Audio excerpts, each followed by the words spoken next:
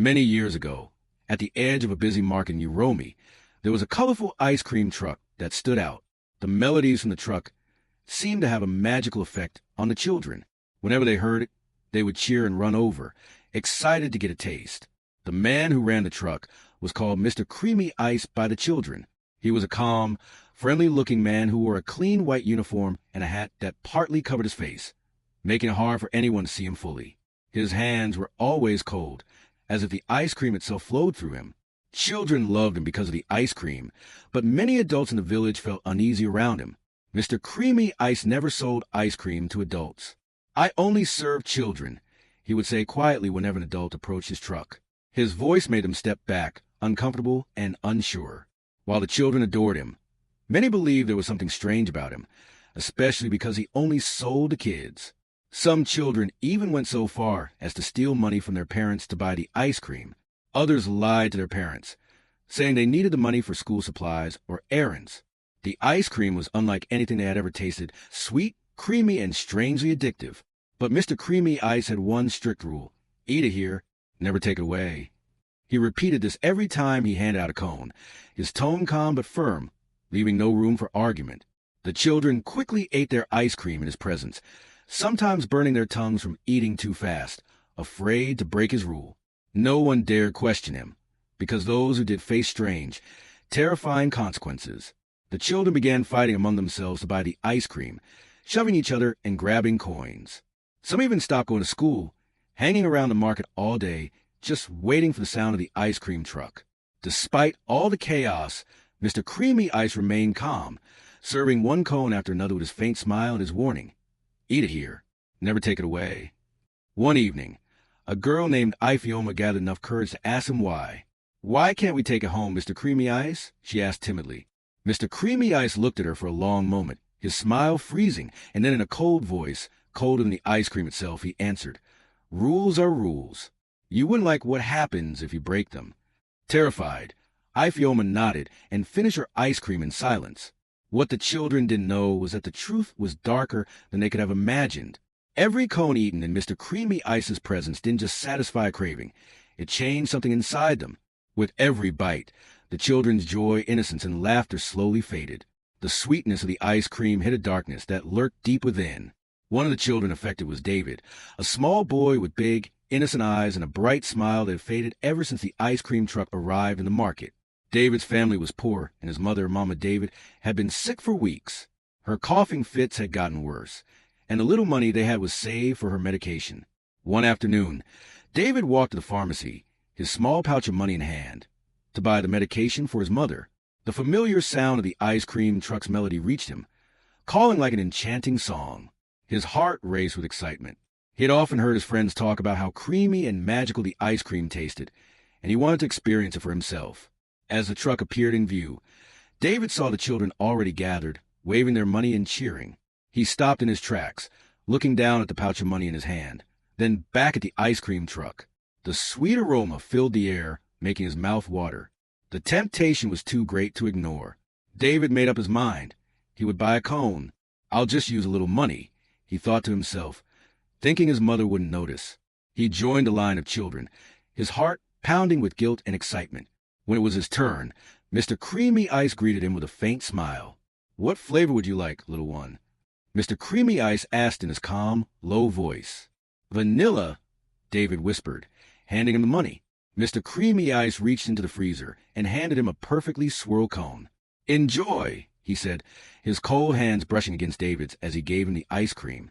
David devoured the ice cream right there, savoring every bite. For a moment, he forgot about everything: his mother's illness, the money he had taken, the rules he had broken.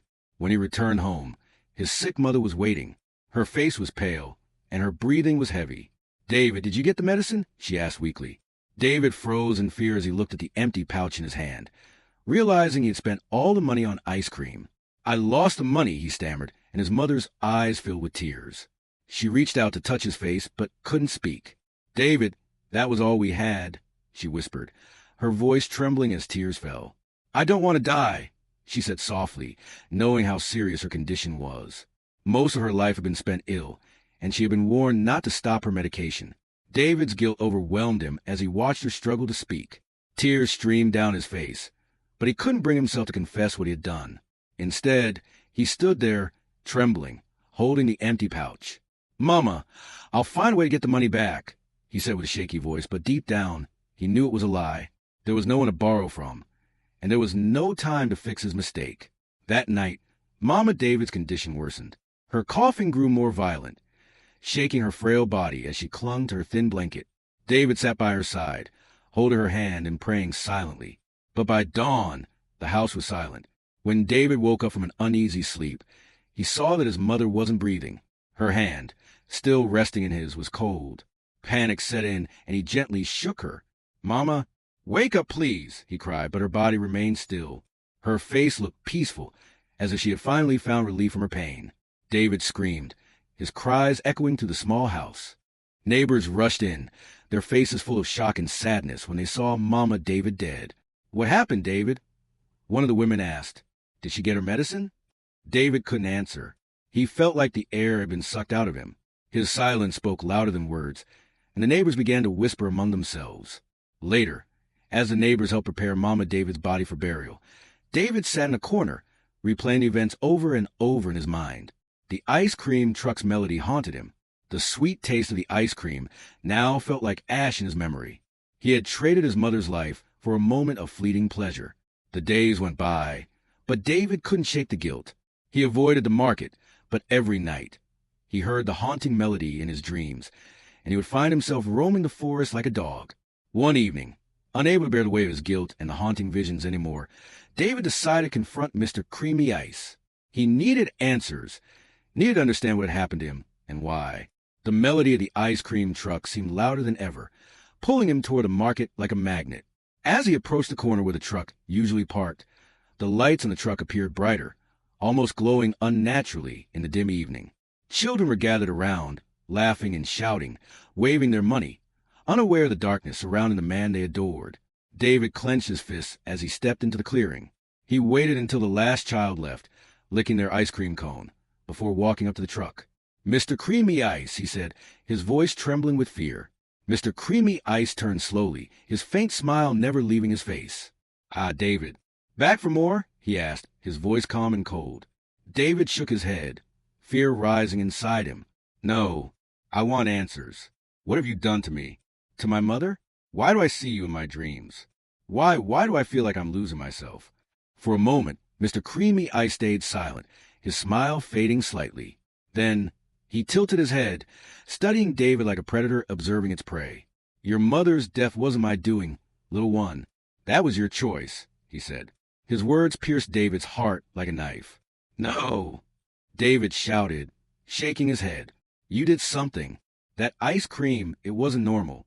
It's cursed." Mr. Creamy Ice chuckled darkly, his icy breath visible in the air. "Curse? No, it is simply the price. A small price for such sweetness. You tasted it, didn't you? You devoured it without hesitation. That choice was yours." Tears streamed down David's face, but he stood his ground. "I don't care what you say. You're evil, and I'll tell everyone. I'll tell them what you've done." Mr. Creamy Ice's smile vanished completely. His eyes, usually hidden beneath the brim of his hat, glowed faintly with an otherworldly light. "Oh, little one," he said softly, his voice chilling. "You won't be telling anyone anything." Before David could react, Mr. Creamy Ice raised a pale, icy hand and snapped his fingers. A cold, searing pain shot through David's head, and he fell to the ground, clutching his ears. The world around him seemed to warp and distort. He opened his mouth to scream, but no sound came out. His hearing dissolved into a deafening silence. When he tried to speak, his voice was gone. Panic set in as he looked up at Mr. Creamy Ice, who now towered over him, his face cold and expressionless. "You dare to challenge me?" Mr. Creamy Ice said, his voice echoing faintly in David's mind. "Now you will live in silence, unable to speak your truth. Let the world think you are cursed. Let them believe it was your mother's death that condemned you." David tried to crawl away, but his body felt heavy and numb. He stared up at Mr. Creamy Ice, his tears freezing on his cheeks as the man returned to his truck, resuming his calm demeanor as though nothing had happened. The children returned, laughing and cheering, unaware of David lying in the shadows, broken and silenced. When David finally stumbled home, his neighbors rushed to him. His disheveled appearance and terrified eyes alarmed them. "David, what happened?" one of them asked. But when David tried to respond, no words came out. He pointed his ears, trying to communicate, but the villagers stared at him in confusion. "He can't speak," one whispered, "and he doesn't seem to hear us either." "Could it be a curse?" another muttered. "First his mother dies mysteriously, and now this? Perhaps their family angered the gods."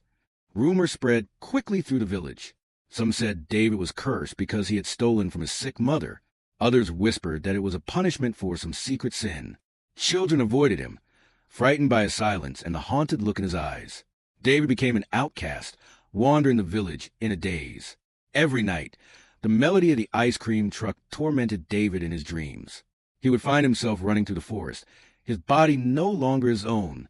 He woke up with muddy feet, scratches on his arms, and a strange taste of blood in his mouth. He realized the truth. He was becoming one of them, the dogs that served Mr. Creamy Ice.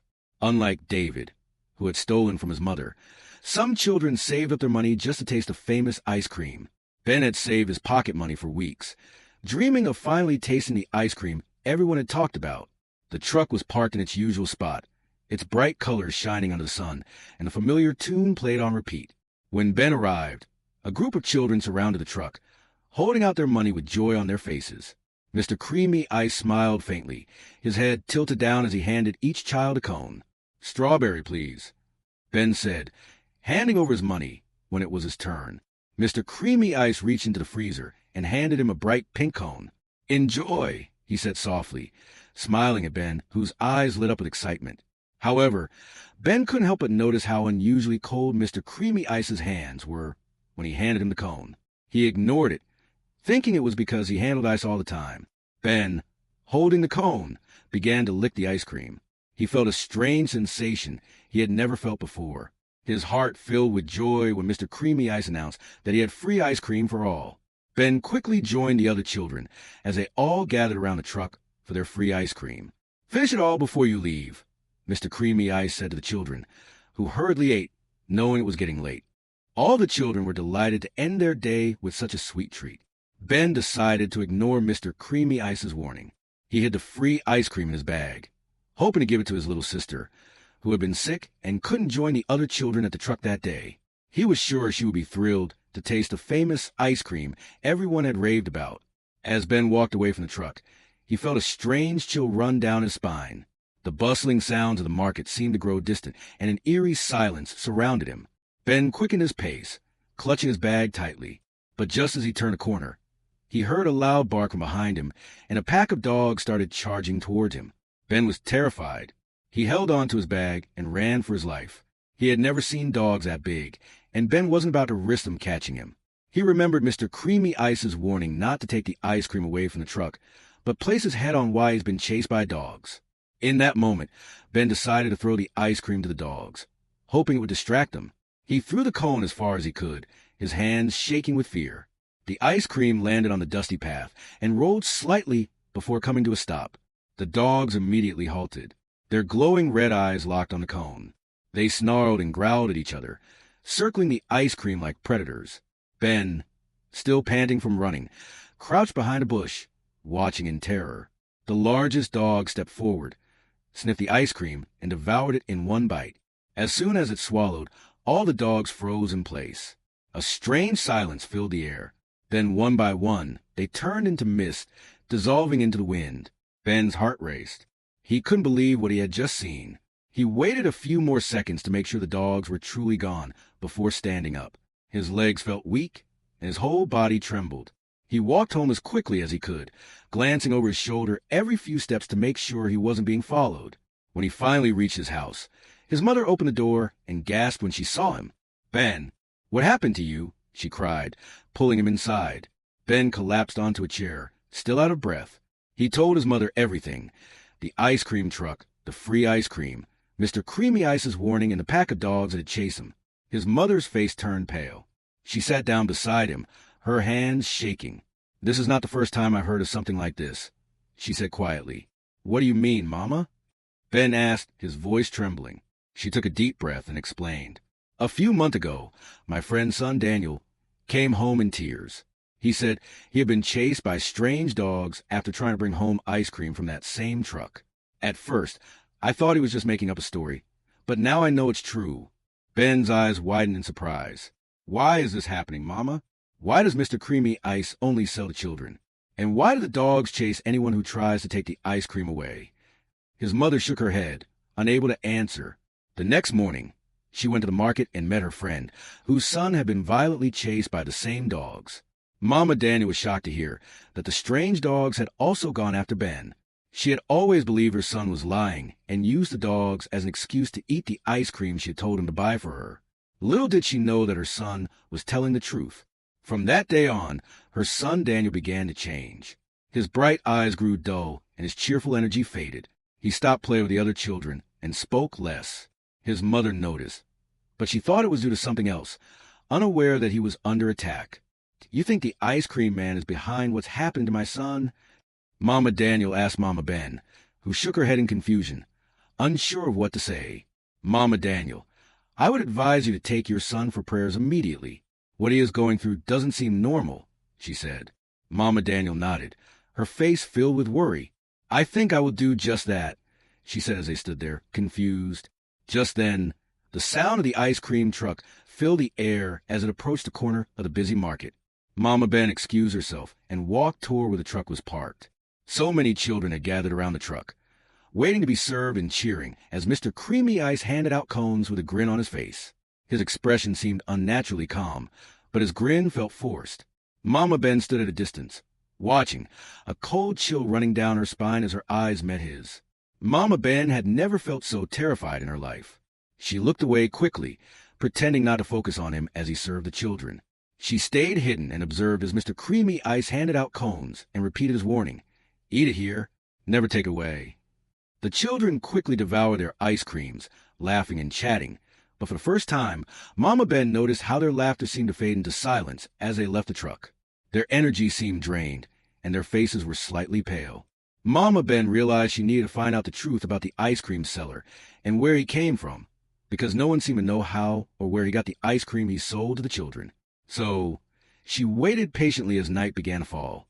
All the children had gone home, and the market slowly started to empty. Mama Ben wondered why the ice cream seller was still there when no children were left to buy his ice cream. She hid behind a nearby tree, her heart pounding as she watched him. Mr. Creamy Ice stood by the truck, his calm demeanor unchanged. But then, something strange happened. He moved the truck slowly and approached the village cemetery. Mama Ben stayed hidden behind the tree, watching as he parked the truck near the cemetery, and began chanting some weird incantations. Shivers ran down her spine as terrifying-looking dogs surrounded him, howling. In that moment, Mr. Creamy Ice transformed into the most terrifying dog she had ever seen. His eyes glowed like red fire, and his teeth were sharp like knives. The other dogs bowed before him, as though he was their leader. Mama Ben's heart raced. She wanted to run, but her legs felt glued to the ground. She crouched lower behind the tree, praying she wouldn't be discovered. Mr. Creamy Ice, now fully transformed into a monstrous dog, howled loudly. His howl echoed through the cemetery, sending chills down Mama Ben's spine. Suddenly, the earth trembled, and a dark figure rose from the ground beneath the tree. It was so dark, and its voice filled Mama Ben with fear. "Have we got all the children yet?" The dark figure asked Mr. Creamy Ice, who revealed they were close to initiating all the children in the village. "Give me one more day," he pleaded with the dark figure, who growled in anger. "What about the boy that broke the rule? Has he been dealt with?" the evil being asked. Mr. Creamy Ice revealed that the boy had escaped, but promised to finish the task soon. "He won't get away again, master," the ice cream seller said, his monstrous form trembling under the dark figure's anger. "You have one more chance," the figure hissed. "Fail me, and you will suffer the same fate as those who disobeyed before you." With that, the dark figure vanished into the ground, leaving the ice cream seller and his dogs in the eerie silence of the cemetery. Mama Ben, frozen with fear, knew she had to act quickly. She quietly retreated from the cemetery, careful not to make a sound. Her heart pounded as she made her way back to the village. She didn't stop until she reached her house, where Ben was fast asleep. She shook him awake gently. "Ben, we must go now," she whispered, her voice trembling. Ben, still groggy, looked at his mother in confusion but obeyed her urgent tone. Without wasting time, Mama Ben grabbed a shawl and led her son to the dark village streets to the home of Pastor Paul. Pastor Paul, a kind but firm man, opened the door and immediately sensed her distress. "What is it, Mama Ben?" he asked, ushering them inside. She quickly told him everything she had seen in the cemetery: the ice cream cellar, the chanting, the monstrous transformation, and the dark figure. The pastor's face grew serious as he listened. "We must pray," he said. "Evil like this can only be defeated through the power of God." As they knelt in prayer, a low growl echoed outside the house. Mama Ben's blood ran cold. She peeked through the window and saw the glowing red eyes of the dogs surrounding the house. Their shadows loomed large on the walls as they barked and scratched at the door. "Do not be afraid," the pastor said, his voice steady. "Their power is limited. They cannot enter this holy house." Mama Ben clutched Ben tightly as the pastor continued to pray. The dogs' barking grew louder, their howls piercing the night. The house trembled as if the very foundation was under attack. But the pastor's prayers grew stronger, filling the room with a sense of peace and protection. Minutes felt like hours, but eventually the barking began to fade. The dog shadows disappeared one by one, and the house fell silent. Mama Ben held her breath, waiting to see if the attack would resume, but all she heard was the sound of crickets outside. "They are gone," the pastor said finally, standing up. "But this is not the end. The evil in the village must be confronted and destroyed." The next morning, the pastor gathered the village elders and told them what had happened. Together, they made a plan to rid the village of the ice cream seller and his dark master. Armed with prayers, they went to market. When the ice cream truck arrived, the children cheered and ran toward it, but the elders stopped them. The ice cream seller stepped out, his calm demeanor faltering when he saw the group of adults waiting for him. "What is the meaning of this?" he asked, his voice low and threatening. The pastor stepped forward. "Your time here is over. You will harm no more children." Before the ice cream seller could respond, the elders began to pray, sprinkling holy water on the truck. The truck shook violently, its bright colors fading to dull gray. The ice cream seller howled in pain as his true form, a monstrous dog, was revealed. The pastor held up a cross and continued to pray. The ice cream seller screamed as his body began to dissolve into ash. The truck collapsed on itself, leaving nothing but a pile of blackened ice and bones. Amid the chaos of the prayers and the destruction of the ice cream truck, a chilling truth came to light. As the truck began to collapse under the force of the holy water and prayers, a dark mist emerged, swirling violently around the gathered villagers. Within the mist, faint, ghostly forms of children began to appear, faces familiar to the parents and elders of the village. The pastor paused in his prayers, his voice trembling as he revealed to the people that the spirits of all the children who had eaten the evil ice cream had been set free. Everyone who had been under the spell of the evil ice cream was now free, including David, who suddenly regained his speech and hearing. All the children who had lost their laughter and joy now returned to their normal selves, and the whole village rejoiced. From that day on, the village was free of the ice cream truck and its sinister melodies. The children laughed and played without fear, and Mama Ben held her son close, grateful for his safety. The village learned to stay vigilant, knowing that evil could hide behind even the sweetest smiles. Moral of the story: what may seem like harmless temptations can hide serious dangers, and choices made based on short-term desires can lead to long-lasting consequences. It also shows that vigilance, courage, and faith are strong defenses against evil, and that a united community can defeat even the darkest threats. Finally, it reminds us that not everything that appears perfect is what it seems, and we should always question things that seem too good to be true. Thank you so much for watching. We truly appreciate your time and attention. We hope you enjoyed the content and found it engaging. Your support means a lot to us, and we're excited to bring you more in the future. Don't forget to like, comment, and subscribe to stay updated on our latest videos. Thanks again, and we look forward to seeing you next time.